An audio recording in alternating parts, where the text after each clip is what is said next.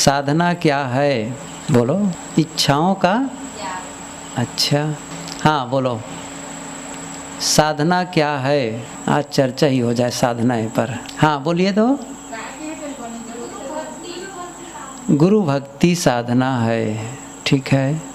इच्छाओं का त्याग साधना है। और सुष्मिता, साधना क्या है? मन इंद्रियों को क्या?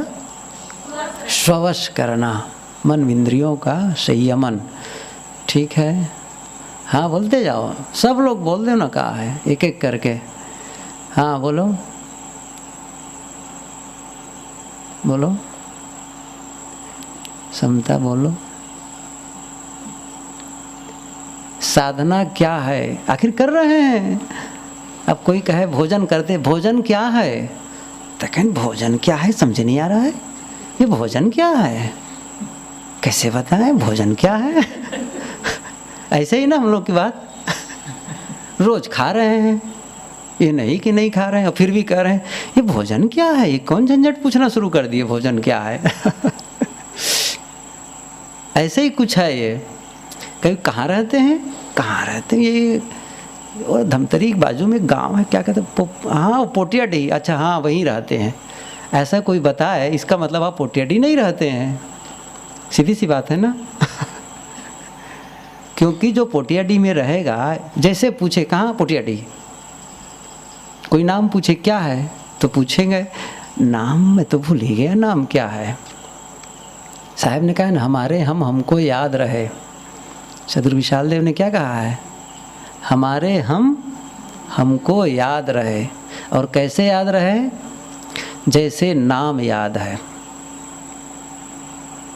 कभी पूछो आधी रात के जगह झकझोर के, क्या नाम है आपका? फट से अमुक नाम है। क्योंकि वो भूला नहीं, क्योंकि अपने नाम के साथ हमारा जो आत्मसात हमने कर लिया है, जो चिपकाहट है। और ये भी है कि हम नर हैं कि नारी हैं, स्त्री हैं कि पुरुष हैं, सब पता है बिल्कुल। और इसीलिए बचपने से वैसे ही उनका पहनावा ओढ़ावा, बोली बानी, सब में अंतर। पुरुष का उस ढंग से कि मैं पुरुष हूँ। जाति में भी चिपकाहट हो जाती है कि मैं अमुक जाति का हूँ। पद में भी हो जाता है आगे चलकर, मैं अमुक हूँ, मास्टर हूँ, डॉक्टर हूँ, जो भी हो, चपरासी हूँ, किसान हूँ, जो भी पद आए उसमें उसकी चिपकाहट हो गई। हम लोग को कह दे हम साधु हैं, हम साधिका हैं, चिपकाहट है। क्या इतना आत्मसात आप अपने आप को किए हैं? यही साहब पूछते हैं, हमारे हम हमको याद रहे। इतनी याद है? नहीं है ना। ये तो खैर एक दूसरी बात हो गई। बात तो अभी मूल स्थान पर फिर आए। अब साधना, साधना कर रहे हैं। हमको जान लेना चाहिए कि साधना क्या है, कि छोड़ देना चाहिए? हाँ तो बताइए ना।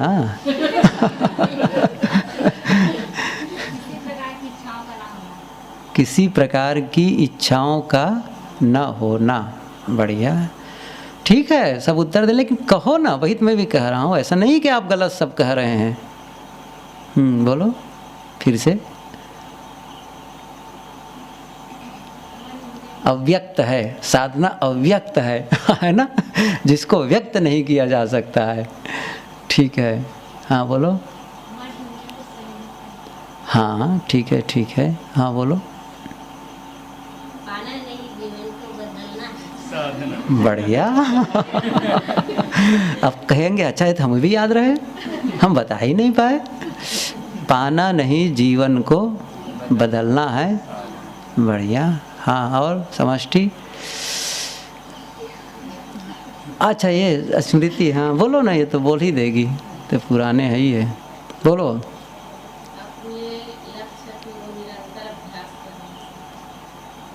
साधना। बढ़िया, बहुत अच्छा उत्तर है।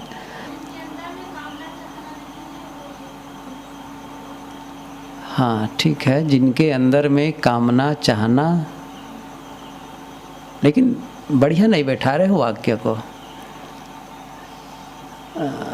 वो साधक जिसके अंदर कामना चाहना नहीं, उसको साधक कह सकते हैं। साधना, चलो ऐसा जो करे वो साधना है, ठीक है ना। ऐसा जो क्रिया है, ऐसी क्रिया करना साधना है। चलो ठीक है, हाँ बोलो। इच्छाओं का ना होना, बढ़िया, सब उत्तर सही है। और बता दी, हाँ शुरू में आप ही स्टार्ट किए, सॉरी। हाँ, समर्पण, बढ़िया बढ़िया। सहनशीलता, ठीक है ठीक है, सबका उत्तर बढ़िया है। हाँ बोलिए बोलिए बोलिए बोलिए, फिर से कहिए। बढ़िया, व्यवस्थित करना, ठीक। हाँ बोलिए। हाँ बहुत बढ़िया, बहुत सुंदर। हाँ और कोई? ठीक है, बस कोई बात नहीं, सही कहना है आप लोगों का, ये सब उत्तर सही है। मैं एक संत की बात कहता हूँ, राम दुलारे, नाम भी अद्भुत है, उधर गुजरात के एक संत हैं। उन्होंने एक बात लिखी है, शायद आप लोगों के बीच कहा भी हूँ कभी, है कि है से है तक की यात्रा। नहीं समझ आ रहा है? आ रहा है? बिल्कुल सरल है ना? केवल बातों का घटा टोप है, लेकिन है बिल्कुल सरल। समझ में आ रहा है? देखो बताता हूँ। है से है की, है कौन? है कि है से है से पहले है। हाँ, है कि पहले, एक ही बात है। चलो, है की कहा तो वैसे दोनों चलेगा। है की, है से है तक की यात्रा, वो थोड़ा सा आगे पीछे हो जाएगा, कल मैं देख के बता दूंगा। और है से है की, है से है तक की यात्रा। है का मतलब है सत्ता। कौन है? आप हैं। समझ रहे हैं? है का मतलब यहाँ है किसके लिए कहा जा रहा है? आपके लिए, आत्मसत्ता के लिए। आप हैं। कोई कह सकता है हाँ कि मैं नहीं हूँ, मैं हूँ। आप हैं, आप ही तो हैं, आप ही तो पूछ रहे हैं, आप ही तो उत्तर दे रहे हैं। आप हैं तो है की, अब उसी की है से कहाँ से शुरू करना है? वहीं से, स्रोत से। और कहाँ तक जाना है? वहीं तक जाना है। ये थोड़ा से शब्द का घटोटोप है, कुल मिलाकर के सरल है। अपने आप में रह जाने की जो भी प्रक्रिया है, उसके लिए जो भी साधन करते हैं, वो सब साधना का अंतर्गत है। आत्म स्थिति के लिए कई लोगों इसमें कहा है, वो वही बात है कि आत्म स्थिति के लिए जो भी हम प्रयास करते हैं, सब साधना के अंतर्गत है। कोई भी काम करें आप, सब साधना है। क्योंकि मुख्य उद्देश्य वही है ना, जैसे किसी ने कहा कि लक्ष्य की प्राप्ति के लिए, और ये सब क्या है? मन इंद्रियों का संयम, ये एक अंग है उसका। जैसे मैं उस समय कहा नहीं था कि भाई हमको शरीर में बहुत से खनिज पदार्थ चाहिए, तत्व चाहिए, और कोई एक अंग हम लेकर करते हैं तो उसका अपना महत्व है, लेकिन वह आवश्यक है, उसके साथ और भी चाहिए। शरीर में सभी पोषक तत्वों का होना अनिवार्य है, नहीं तो फिर शरीर अस्वस्थ हो जाता है, उतने मात्र से काम नहीं चलता है। साधना की पूर्णता की बात है, बाकी तो किसी क्षेत्र में जो ज़्यादा हो जाता है उसमें उनकी महिमा हो जाती है और उसमें आगे बढ़े चढ़े भी हो जाते हैं। लेकिन बात तो यहाँ है कि समग्र विकास, अपने जीवन की समग्रता को लेकर के देखना होगा। तो हमें सेवा भी चाहिए, उसको हम छोड़ नहीं सकते। साधना भी चाहिए, अर्थात ध्यान, चिंतन, मनन, स्वाध्याय भी चाहिए, और फिर सद्गुण समूह को अंगीकार करना होगा। ये सब की आवश्यकता पड़ती है, और ये सारे क्रियाकलाप साधना के अंतर्गत है। झाड़ू लगाते हैं, वो साधना के अंतर्गत ही है।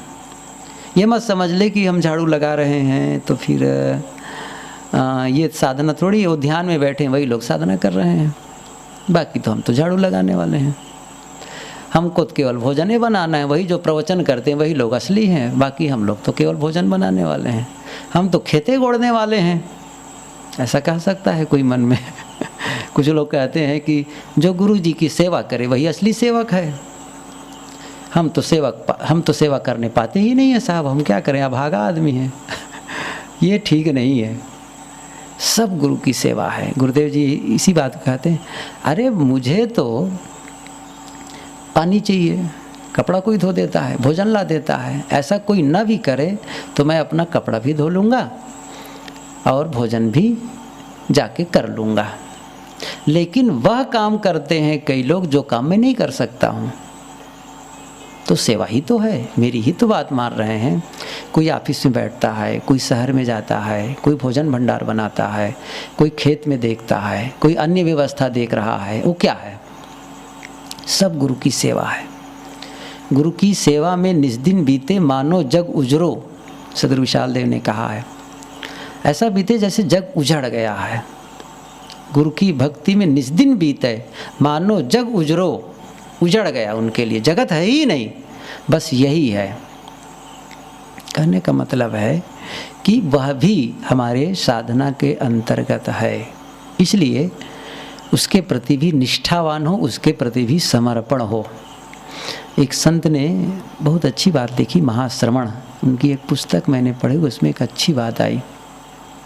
उन्होंने लिखा कि तुम ध्यान कितना करते हो ये तुम जानो, तुम ज्ञान कितना करते हो ये तुम जानो, मुझे तो केवल बता सको तो इतना बताओ, तुम सेवा कितनी करते हो और अच्छा व्यवहार कितना करते हो। बहुत अच्छी बात लगी। ध्यान कितना करते हो ये तो तुम जानो, ज्ञान कितना करते हो ये तुम जानो। यदि मुझे बता सको तो केवल इतना ही बता दो कि तुम सेवा कितनी करते हो और अच्छा व्यवहार कितना करते हो, क्योंकि वो सबका मतलब क्या है। हम ध्यान बहुत करते हैं, देर देर तक बैठते हैं, ज्ञान का उपदेश भी बहुत कर लेते हैं, लेकिन उसका फल हमारे जीवन में आया कि नहीं आया, उसकी कसौटी क्या है, यह भी तो होना चाहिए ना। इसलिए यह आवश्यक है कि हमारा व्यवहार भी उसी के अनुकूल हो। साधना के सब एक दिशा वाहिनी, एक निश्चित दिशा की ओर प्रवाहित हो।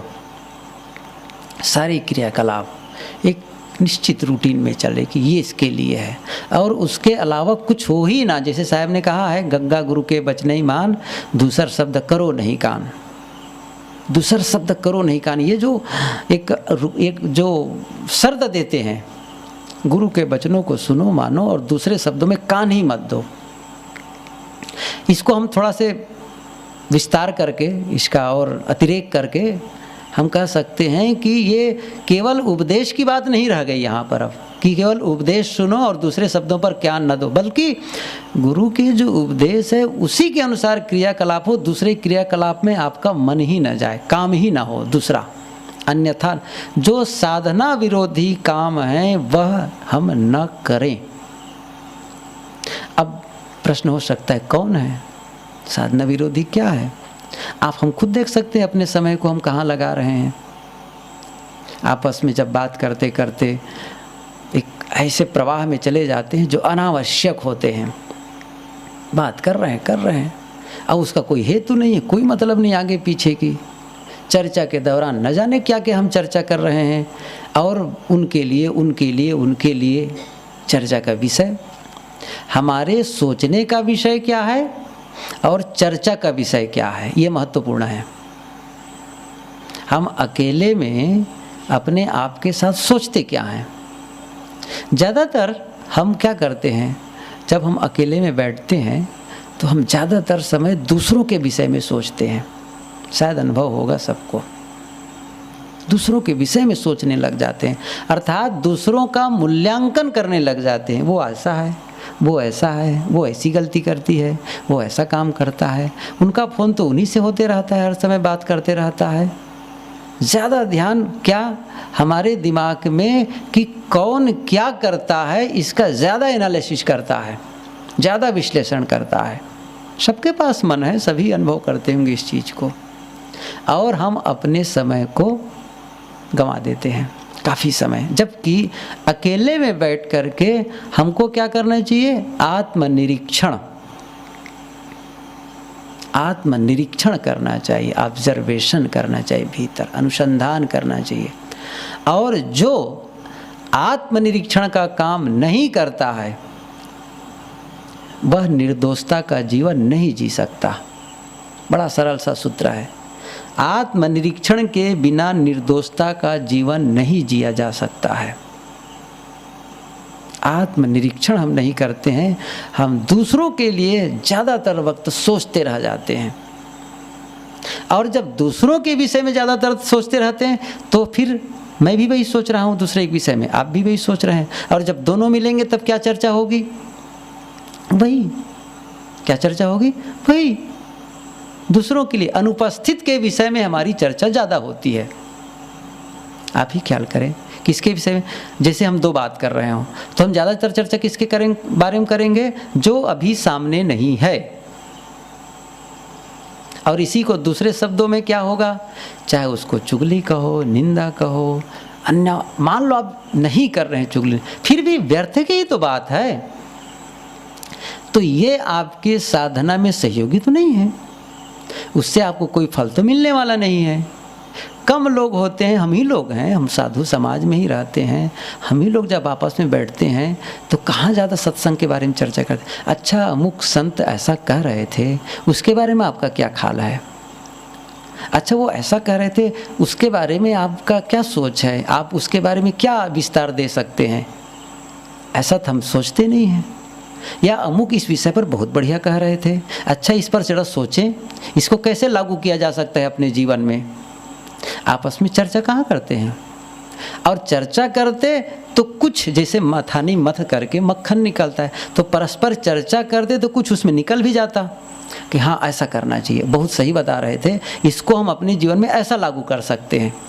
अब चूंकि वो चर्चा जैसे सुनने के बाद में खत्म, उसके बारे में कोई मंथन नहीं, कोई चिंतन नहीं है। और कई बार इसलिए होता है, जब तक सुने तब तक तो बढ़िया लगा, और जैसे सुन करके ख़त्म किए 2 दिन के बाद, हाँ बढ़िया तो कह रहे थे लेकिन सब भूल गया, ख्याल नहीं आ रहा है, क्योंकि उसको फिर से सोचा नहीं गया है।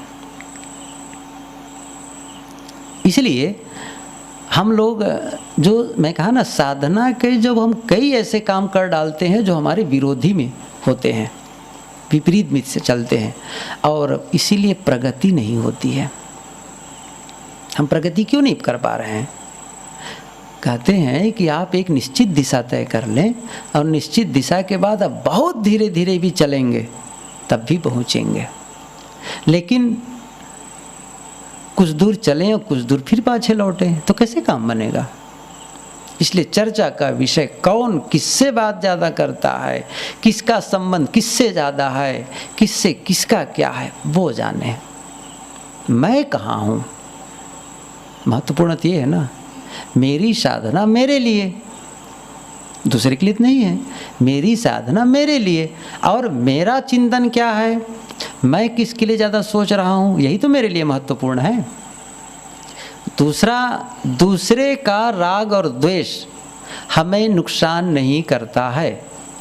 दूसरे के मन में जो प्रतिक्रिया है वो हमारा कोई नुकसान नहीं करता है। हमारा नुकसान करता है हमारे मन की प्रतिक्रिया, हमारे मन का राग द्वेष। आप लोग सब मिलकर के आपस में बहुत संघर्ष करें, राग द्वेष तमाम आलोचना करते रह जाएं, हम अकेले कमरे में वहाँ बैठे रहें और सब लोग कहें वो गलत है, ऐसा है, वैसा है, वो मुझे नुकसान नहीं करेगा। लेकिन जब मेरे दिमाग में कचड़ा आएगा, विकार आएगा, वो मुझे नुकसान करेगा। बाकी एक और से जितने लोग हैं सब के सब कहें, क्यों, मुझे पता ही नहीं है, कर रहे हैं, ठीक है, कोई बात नहीं है। हाँ, यदि पता चल जाए कि सब लोग गलत कह रहे हैं तो मैं आहत हो सकता हूँ। ये हो साधना की कमजोरी। साधना की कमजोरी के नाते मैं आहत हो सकता हूँ, मेरे विषय में क्यों ऐसा सोच रहे हैं, मैं तो ऐसी गलती करता नहीं हूँ। आहत नहीं होना चाहिए। साधना की स्थिति ऐसी होनी चाहिए कि उसको सोच करके भी अपने में इतना कॉन्फिडेंस होना चाहिए, इतना आत्मविश्वास होना चाहिए, उसको लेकर के विचलन न हो। लेकिन अभी साधना की कमजोरी है, इसलिए आहत हो रहा हूँ, तब वो मेरा नुकसान शुरू करेगा। इसलिए दूसरे के विषय में क्रिया प्रतिक्रिया हमारा कोई नुकसान नहीं करने वाला है, हमारे मन की प्रतिक्रिया हमें नुकसान करती है। ये निरीक्षण कौन करेगा? हम ही तो करेंगे। हमारे मन में किसके बारे में कौन सा विचार चल रहा है, हमारे अलावा दूसरा कोई नहीं जान सकता है। मेरे मन में किसके प्रति मोह है, मैं ही तो जानूंगा, मेरे अलावा कौन जान सकता है। किसके प्रति राग है और क्यों है राग, क्यों मोह करता हूँ उनके लिए, क्यों उन्हीं की बार बार याद आती है, ये मैं ही जानूंगा।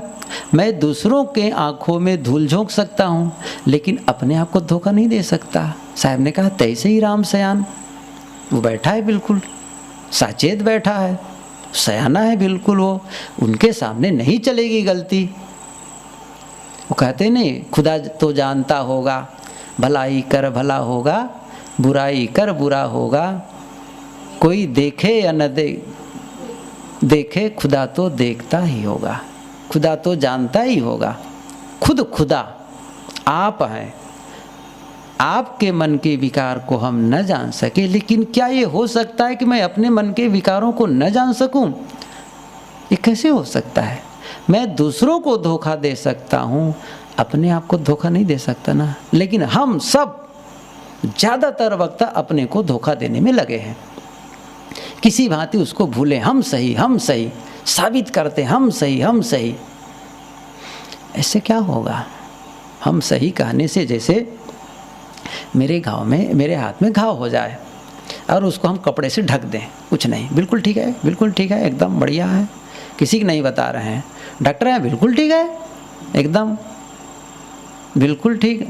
अब थोड़ा किसका नुकसान करेगा? मेरा ही तो करेगा, आपको तो नहीं करने वाला है। मैं उसको बार बार छिपा रहा हूँ। जितना छिपाएंगे उसको अवगुण को, उतना ही वो बढ़ेगा। बीज है, बीज को आप छिपा दीजिए, तो छिपाने का मतलब क्या हुआ? यदि मिट्टी में उसको दबा दिए तो इसका मतलब आप उसको अंकुरित करवा रहे हैं, यही ना है। जैसे आप छिपा रहे हैं, इसका मतलब आप क्या कर रहे हैं? उसको बढ़ाने की प्रक्रिया में हैं। अपने दोषों को छिपाने का अर्थ क्या हुआ? इसका मतलब है आप उसको दबा रहे हैं और फिर वो बढ़ने वाला है। जितना छिपाएंगे उतना बढ़ेगा वो, क्योंकि आप ढक रहे हैं। उसको एकदम ओवर कर दीजिए। ये है गलती। हम दूसरे से नहीं कह सकते मेरे में अमुक गलती है, क्योंकि इससे हमको एक मर्यादा का भी ध्यान रखते हैं कि मैं बता दूं मेरे मन में अमुक के लिए ऐसा हो रहा है। लोग कहेंगे इतने दिन के साधु हो गए हो, इतनी भी तुम्हें समझ नहीं कि क्या सोचना चाहिए। तो बड़ा कठिन है बताना, नहीं बता सकता हूँ, लेकिन मैं तो बताऊँ अपने आप को, कम से कम मैं तो बताऊँ कि ये जो सोच रहे हो क्या ये साधना में सहयोगी है? इतनी तो अकल मुझे आनी ही चाहिए, यह नुकसानदेह है। और जिस दिन मैं स्वीकार करूंगा कि ये मेरे लिए भयंकर नुकसानदेह है, उसी दिन मेरी सावधानी शुरू हो जाएगी। स्वीकृति, हम स्वीकार ही नहीं करते कि मेरे में गलती है, और गलती की स्वीकृति ही साधना की प्रथम सीढ़ी पर कदम रखना है। पहली सीढ़ी पर आप कदम रख दिए क्योंकि आपने स्वीकार लिया ये है मेरे में। स्टार्ट। उसके बाद आप चाहेंगे कि जब आप स्वीकार ही लिए तो आप निकालने का भी काम करना शुरू करेंगे, फिर ये नियम है। तो पहली बात हम स्वीकार ही नहीं रहे मेरे में गलती है कह के, तो आपस के चर्चा व्यर्थ की बातें होती रहती हैं, कोई मतलब नहीं है। इसलिए हम अपने विषय में, अब ऐसा नहीं है कि इतने लोग रहेंगे तो चर्चा ना हो, मैं नहीं कहता हूँ कि नहीं हो सकती, सामान्य चर्चा हो जाती है, उनसे ऐसी असावधानी हो गई है, उनको ऐसा होना चाहिए। एक जानकारी, अभी हम लोग गुरुदेव जी से सुन रहे थे, पलटू साहब की वाणी पर बोलते हैं वो, तो बीच बीच में बहुत महत्वपूर्ण बात, सूत्र वैसे तो सारी बातें महत्वपूर्ण होती है, लेकिन कह रहे हैं कि जैसे कोई सामान्य कोई जानकारी एक दूसरे को देने के लिए कोई चर्चा कर दें किसी, वो निंदा नहीं है। निंदा तो तब है जब हमारा भाव होता है कि उसका हम अपमान करें, उसको नीचा दिखाएं, और इसके लिए उनके जो दोष हैं उसको तो कहना और जो नहीं है उसको भी मढ़ना, ये गलत है। ये भयंकर हमारे अंदर जो पाप है कहना चाहिए, जो हिंसक भाव है, ये गलत है, बहुत हिंसा का भाव है। अब कहलाते तो हैं हिंसा, लेकिन वैचारिक हिंसा हम कितना करते हैं, बहुत करते हैं। ये जब तक हम नहीं रोकेंगे तब तक साधना में प्रगति कैसे हो सकती है। इसलिए अनुपस्थित के प्रति वफादारी बरतें। एक छोटा सा काम हम सब करें। क्या करें? अनुपस्थित के प्रति वफादारी का काम करें। जो उपस्थित नहीं है, हमारे सामने नहीं है, उनके विषय में भी जब हम चर्चा करें तब ऐसी चर्चा करें मानो वो उपस्थित हो। इतनी सी सावधानी हम बरत लें। जब कोई नहीं है तब हम जब चर्चा करते हैं वो चर्चा ऐसी हो मानो वो हमारी बातों को सुन रहा है। तब कैसे करेंगे? तब तो उनकी गलतियों की बखान नहीं करेंगे ना, बिल्कुल सावधानी रखेंगे। यही है उनके प्रति वफादारी, ईमानदारी का बर्ताव। और इससे क्या होगा, एक बहुत बड़ा लाभ क्या होता है जानते हैं? जिनके साथ वर्तमान में जो सामने आपके है उनको उनके साथ ईमानदारी के बर्ताव कर रहे हैं। क्यों? मान लो मैं आपके साथ चर्चा किया कि अमुक आदमी ऐसा है वैसा है, बहुत सी मैंने चर्चा कर ली, और कभी हम दोनों का भी संबंध बढ़िया है, और कुछ दिन के बाद हुआ कि दोनों का संबंध किसी प्रकार खटपट हो गया, तो सबसे ज़्यादा भय मुझे क्या सताएगा? कहीं जाके बता ना दे वो। क्या होगा? कहीं जाके बता ना दे। और फिर जिनके साथ हम चर्चा किए हैं वो उनकी भी चर्चा हम दूसरी जगह करेंगे, क्योंकि हम उसको बता चुके हैं कि हम दूसरे की चर्चा करते हैं अनुपस्थिति में, वो हमारी भी करेगा। फिर ये एक ऐसा चक्र शुरू हो जाता है। इसकी सावधानी हम सबको बरतनी चाहिए। देखिए, गलती हम सब में है, मैं निर्दोष नहीं हूँ, हम सब इस बात को लेकर के दोषी हैं, लेकिन हम ही इसको ठीक कर सकते हैं, थोड़े थोड़े सही, धीरे धीरे सही, लेकिन ये संकल्प भाव हो कि यह गलती मैं नहीं करूँगा। ऐसा जब हो तो मैं सावधानी बरतूँ। अनुपस्थित के प्रति वफादारी का एक छोटा सा शुरुआत करें, हम छोटी सी शुरुआत करें, छोटा सा संकल्प लें कि हम जो भी अनुपस्थित हमारे लिए हैं उनके लिए हम ऐसी बात न कहें जो उनके सामने न कह पाते हों। बहुत सी, फिर इससे जानते हो कितना बड़ा काम हो जाएगा, सोचिएगा, बहुत अंतर हो जाएगा। एक उदाहरण याद आ गया, कहूँ, बढ़िया उदाहरण है, देवेंद्र साहब से सुना था, वो ख्याल आ गया। एक छोटा बच्चा था, वो अपनी बुआ के यहाँ गया, तो अकेला था, उसकी बुआ भी ले गई थी, शायद बच्चे नहीं रहे होंगे तो थोड़ा सा अच्छा लगता है, कुछ बच्चे आ जाते हैं घर में तो चलो मेरे यहाँ कह के ले गए, छोटा था। अब वो अकेले ऊब रहा था, तो कहा कि कुछ खेलें। तो इधर छत्तीसगढ़ में होता ना, पासा खेलते हैं, क्या कहते हैं, तीरी पासा कहते हैं, क्या कहते हैं, वैसे एक लूडो आजकल तो आता है ना, लूडो ऐसा फेंके और सीढ़ी, सांप सीढ़ी वाला खेलना है। ठीक है चलो खेलें। तो फिर कहे कि कोई सामने वाला और एक हमारा विरोधी हो तब तो खेलें। अब अकेला लड़का कहा कि मैं खेलना चाहता हूँ, कोई नहीं है, तो अपनी बुआ से कहते हैं, बुआ आओ खेलें हम तो। अरे बेटा मेरे पास काम बहुत है, तुम अकेले खेलो। तो मैं अकेले कैसे खेलूँगा, आखिर इसके लिए कोई और तो चाहिए जिनके साथ हम दोनों खेलें, एक दूसरे के विरोधी हों। तो उन्होंने कहा कि अच्छा एक मैं उपाय बता देती हूँ। क्या? एक खंभा है ना, एक खंभा के सामने बैठ लो, तो एक अपना और एक खंभा, ये दो हो जाओगे। कहे खंभा, ये कैसे? कहे बिल्कुल, जब दाहिने हाथ से फेंकना तो अपनी ओर से गोटी को चलना, और बाएं हाथ से जब लूडो को फेंकना तो क्या होगा, वो उनका होगा, उसको उधर से चलना। तो एक हाथ उनकी ओर, दाहिने हाथ अपनी ओर से, और बाएं हाथ खंभे की ओर से चलना। बच्चे की समझ में आ गई, ये बात बढ़िया है। अब वो फेंकने लगा, दाहिने हाथ से जो भी उसमें नंबर आता 1 2 3 4, बस उसी के आधार पे उस रखा था वो गोटी, उसको चल देता, बाएं हाथ से फिर डालता तो जो भी नंबर आता उसके अनुसार चलने लगा। ऐसा करते करते खेल पूरा हुआ और हुआ क्या, वो जो बच्चा था छोटा वो हार गया। क्या हुआ, वो हार गए खंभे से। तो बुआ आई, क्या हुआ, कौन जीता? कहा कि खंभा जीत गया, मैं हार गया। तो बुआ ने कहा, अरे तुम खंभे से हार गए? मतलब उनको बड़ी थोड़ा से मजाकी टोन में कहा, विनोदी भाषा में, अरे तुम खंभे से हार गए? तो उन्होंने कहा हाँ, हार तो गया, लेकिन मैंने खंभे के साथ ईमानदारी का बर्ताव किया है। जो आया वही चला, मैंने नहीं था कोई ऐसा सोच करके उनके साथ छल नहीं किया। ये बहुत अच्छी लगी बात। खंभा नहीं जानता है, इसका मतलब मैं खंभे के साथ छल करूं, गलत चलूं, ये मैंने नहीं किया। मैंने खंभे के साथ ईमानदारी का बर्ताव किया है, जो आया वही चला। महत्वपूर्ण है अनुपस्थित के प्रति वफादारी का बर्ताव। और जब हम करने लग जाएंगे ना परस्पर में, तब अच्छा माहौल बनेगा परस्पर का। फिर ये बार बार जो इसके बारे में उसके बारे में जो कहना सुनना, इसको लेकर के जब हम कश्मकश करते रहते हैं, और किसी ने तुम्हारे बारे में वैसे कह रहा था वैसे कह रहा था, ये सारी बातें व्यर्थ लगेगा। क्या हम बेकार की बातें कर रहे हैं। और अपने मन को ये उठाने का एक क्रम होगा। ये सब साधना का ही सब सिस्टम है, साधना ही है।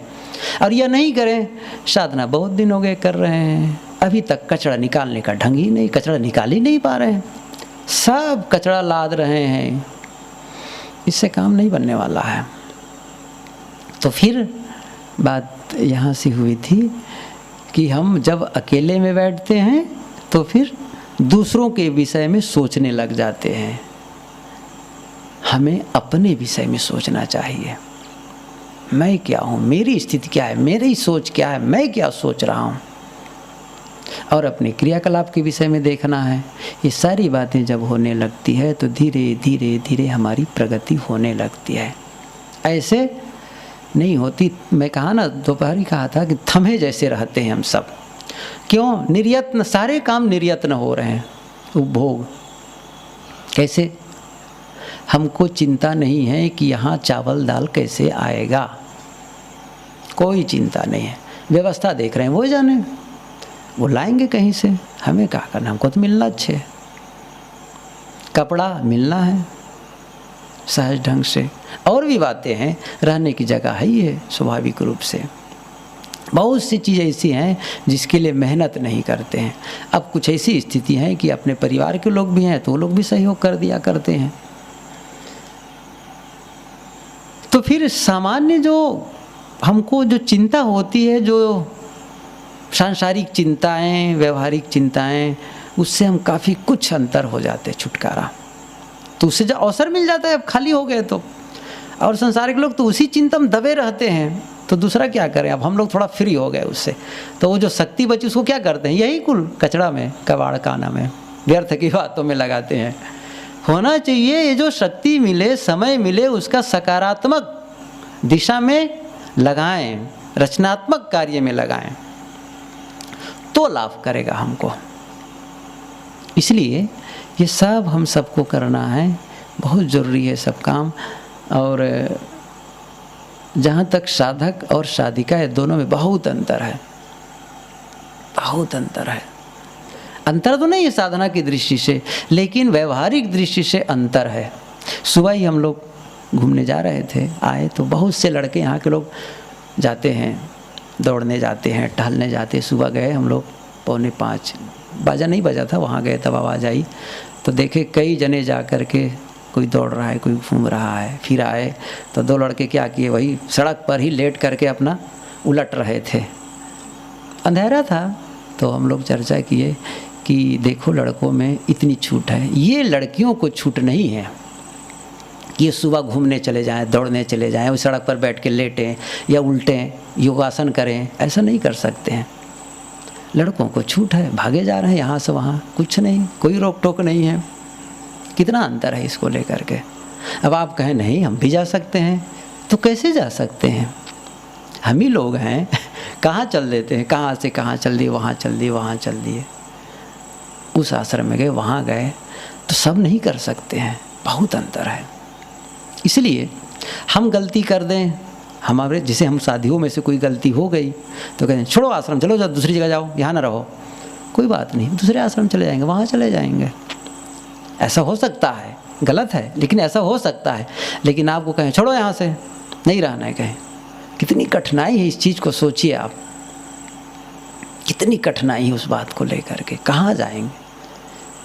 इसलिए अंतर है और इसलिए हमें बहुत सावधानी की आवश्यकता है, बहुत सावधानी की आवश्यकता है।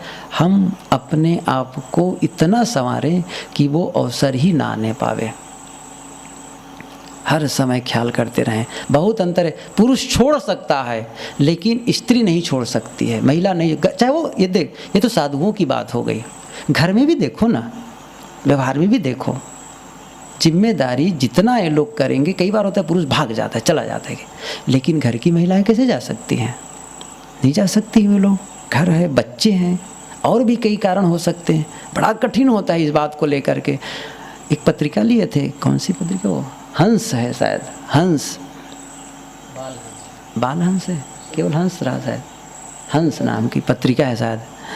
उसमें एक लेख छपा था कि एक पुस्तक का क्या नाम उसका है, कोई उपन्यास था, ये अमेरिका की बात थी। तो उस समय हुआ क्या था कि ये नया नया सब बुलडोज़र और क्या ये सब निकला था ना, क्या ट्रैक्टर में सब बराबर करना, वो करना, एक क्रांति चली थी उसमें वहाँ। तो उसमें गरीबी थी बहुत, मतलब काफ़ी मंदी चल रही थी। तो बड़े बड़े गाड़ियाँ चलती थी, ट्रैक्टर चलते थे और सड़क सब खेतों को बराबर करते थे और झोपड़पट्टियों को ढकेल देते थे। तो गरीब लोग पूछते थे, उन्होंने लिखा था उस चीज़ को कि पूछते थे, और वही लोग जो उन्हीं के इर्द गिर्द रहने वाले, उन्हीं के मोहल्ला का लड़का है, कुछ है, वही लोग आकर के ढकेल देते थे किसी के घर को, खेत को बराबर के। भैया ये सब क्यों कर रहे हो? कि इसके बदले मुझे डॉलर मिलता है, अर्थात रुपये मिलता है, और किए जा रहे हैं, कहीं अपने ही लोग उजाड़ने में लगे हुए हैं। इतनी गरीबी आ गई। तब क्या करते थे वे लोग, अपने गांव छोड़ छोड़ करके दूसरी जगह, कैलिफोर्निया जंगल इत्यादि में जाकर बसते थे और केवल जीने लायक, केवल जीते थे, इतना ही पैसे में मजदूरी करते थे। बड़ी गरीबी थी। एक परिवार के लिए लिखा उसमें लेखक ने कि हुआ क्या कि एक जिसमें युवक था, उनकी पत्नी और उनकी माँ, अचानक पानी आ गया, जोर से बाढ़ आ गई। अब पानी भरने की संभावना, खूब बारिश हो रही है। अब जो उसकी पत्नी थी वो गर्भवती थी। अब सोचा भोजन के लिए किल्लत है, अब ये बच्चा जब आ जाएगा तो मैं कहाँ से लाऊंगा, जानते हैं। और वो आदमी भाग गया घर छोड़ के। कितना अंतर, मैं ऐसे अंतर को बताना चाहता हूँ बस इतनी ही उदाहरण में। वो क्या किया, वो भाग गया घर छोड़कर। अब सास और बहू, अब वो कहाँ भागे, आदमी तो भाग गया, लेकिन वो गर्भवती है और उसकी सास, अब सास इसलिए नहीं जा सकती है कि मेरी बहू है, एक गर्भवती कैसे छोड़ के जाऊं, और वो नहीं जा सकती, कहाँ जाए आखिर जाए। तो पानी आने लगा तो सोचा कि चलो एक थोड़ी सी ऊंची जगह में चले जाएं, टापू में।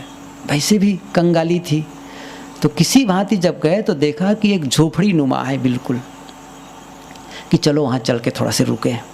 ऊपर चढ़ के तो देखते हैं कि एक जर्जर बूढ़ा और उसका एक जवान लड़का, वो भी जर्जर है एकदम, खाने नहीं मिलने के नाते, और वो आदमी भूखे से इतने तड़फ रहे थे। तो इन दोनों के पास कहे, जब जैसे पहुँचे झोपड़ी में, आप लोगों के पास कुछ हो तो दे दीजिए, मेरे पिताजी कई दिन से नहीं खाए, बहुत भूखे हैं। अब तो बहुत हैरान दोनों, इनके पास कुछ नहीं है और ये उनके घर खुद गए हैं और ये मांग रहे हैं, कहाँ से दे दें, बड़ी कठिनाई। अब इतना वो तड़फ रहा था बूढ़ा, तो कहानी वो लेखक ने लिखा है कि फिर सास के इशारे से, हाँ नहीं ऐसा हुआ कि वो बच्चा पैदा हो गया, वहीं घर में ही रहते रहते बच्चा हो गया, बताया है कि बच्चा हो गया, और संजोग ऐसा वो बच्चा जो है मरा हुआ निकला, ऐसा लिखा कि मरा हुआ निकला बहुत। अब तो फिर दोनों किसी भांति अपने को बचाने के लिए वही ऊपर चले गए थे, तो वही पिता पुत्र मिले थे। तो मांगे खाने के लिए, तो खाने कहाँ से दे, वो कहाँ से दे। अंत में सास के इशारा करने पर वो जो बहू थी, उस बच्चे का हिस्सा में जो दूध उसके स्तन में आया था, उसको उस बूढ़े को पिलाने लगा। तो उन्होंने, लेखक ने लिखा है, यहाँ पर भगवान और इंसान की दूरी खत्म हो गई है, इतनी कठिनाई होती है। एक उदाहरण उन्होंने लिखा। फिर ये बात जब छपी और पढ़े लोग, तो वहाँ के राष्ट्रपति हिल गया। फिर वही एनीलो जो रूजवेल्ट कह रहा था ना सुबह, वही उस समय राष्ट्रपति थे। फिर अपनी पत्नी को भेजे, जाओ जरा पता लगाओ सही क्या है। उसका नाम था उनकी पत्नी का एलिनोर रूजवेल्ट। उनको भेजते हैं और फिर पूरा मुआयना किया वहाँ का आसपास का। तब उन्होंने फिर रिपोर्ट दिया वहाँ कि जैसा लिखा गया है उससे भी बदतर है। और फिर काम किया, सरकार ने उनके लिए सहयोग किया, सब व्यवस्था की, कुछ प्रयास किए। ये तो मैं केवल एक उदाहरण इसलिए दिया कि पुरुष छोड़ सकता है, अलग जा सकता है, नारी नहीं जा सकती है, कुछ मजबूरियां हैं। इसलिए हमको साधना में इतना समर्पित हो जाना है, अपने आप को इतना संभाल के रखना है कि हम जहाँ हैं वहीं से आगे बढ़ना शुरू करें, प्रगति करें, कोई गलती ना हो पाए, कोई त्रुटि ना हो पावे। यह जब सारा काम हम सावधानी पूर्वक करते हैं, सब कुछ फिर साधना के अंतर्गत आता है। इसलिए साधना यही है जो चतुर्दिक सावधानी बरते। गुरुदेव जी नहीं कहते सावधानी ही साधना है, थोड़े में कहें तो सावधानी ही साधना है। और 9:30 पूरा बच गया है। बोलिए सद्गुरु देव की साहेब बंदगी।